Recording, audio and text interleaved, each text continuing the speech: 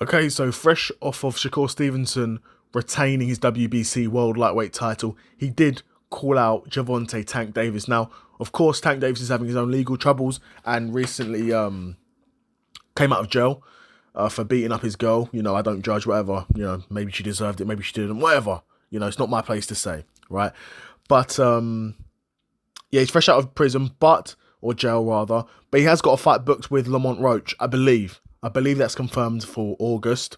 Don't quote me, but I think it's in the books that Tank will be fighting Lamont Roach next. But now Shakur Stevenson has retained his world lightweight title. Shakur's now calling out Tank Davis. Now, I think Tank v Lamont Roach is the next fight. I actually do think Tank will win that fight. I do fancy Tank to make the correct adjustments and then win that fight. I don't think he's capable enough to outbox Lamont Roach, but I think he could stop Lamont Roach because Gervonta Davis is gigantic puncher at these weight divisions, right? But yeah, assuming Gervonta Davis can beat Lamont Roach, you've now got two undefeated world champions at lightweight that I'm assuming are willing to fight each other. You know, Shakur's called him out. No doubt Tank will want that fight because commercially, that is the biggest fight you can make in the lightweight division right now. Without a shadow of a doubt, that is the biggest fight you can make at the lightweight division right now. Shakur Stevenson v Tank Davis. Now, that fight's not been confirmed. If it gets confirmed, no doubt I'll do a breakdown. But off the top of my head, who do I think wins that fight? It's hard. Because, of course, it's complete Jekyll and Hyde, complete black and white in terms of styles, complete opposites. You've got Shakur, who's the more defensively, fundamentally, boxing 101, perfect. Not perfect, no one's perfect, but as close to it as you're going to get, right? Tremendous boxer, picks his shots beautifully, amazing ring craft, very accomplished amateur versus Gervonta Davis, who is the monster puncher at lightweight. And has been for years and has knocked out basically damn near everyone he's fought. Right, he's stopped. He's put an end to them. Gervonta Davis has shown at times he can box. He has shown that he's got heart. He's shown that he's got chin. He's shown that his power carries. You know, he's not the type of fighter where if you can last the first couple of rounds, you're safe.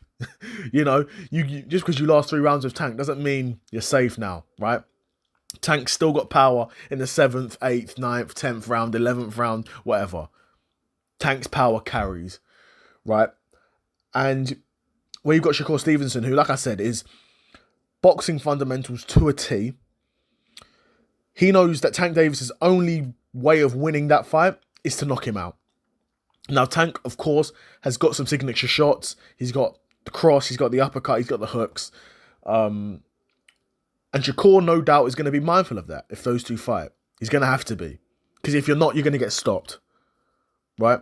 So Shakur has to come up with a game plan and set traps and, you know, set feints and understand patterns to a point where he can evade those shots from Tank. Now, if you've got a power puncher who can't land his power shots, then you can beat him. But this is Tank's game. Everyone who's fought Tank has known this guy's got massive power in the right hand, massive power in the left hand. We need to avoid that. Everyone's tried that. No one's been able to. Lamont Roach done a pretty good job. A very good job. A lot of people think Lamont Roach beat Tank Davis. And maybe Lamont Roach beats Tank Davis in the rematch. And maybe this fight doesn't even happen. Or maybe it happens further down the line. So there is a game plan there to have success against Tank Davis. There is. I can't really say there's a game plan to have success against Shakur like that. And not really a game plan that someone with the skill set of Gervonta Davis could implement either. You know, we saw Zepeda at times have his moments, throwing pure volume. Tank's not going to be throwing pure volume. But again, you say that there were times when Zepeda had Shakur against the ropes. You have to think, if Tank's got you against the ropes, Tank's not throwing a 5-6 punch combo. Tank's throwing 1 or 2 punches and putting you out.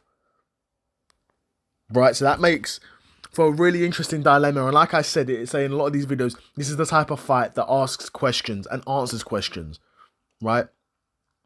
But yeah, no doubt that is 100% commercially the biggest fight you can make in the lightweight division, Tank v Shakur.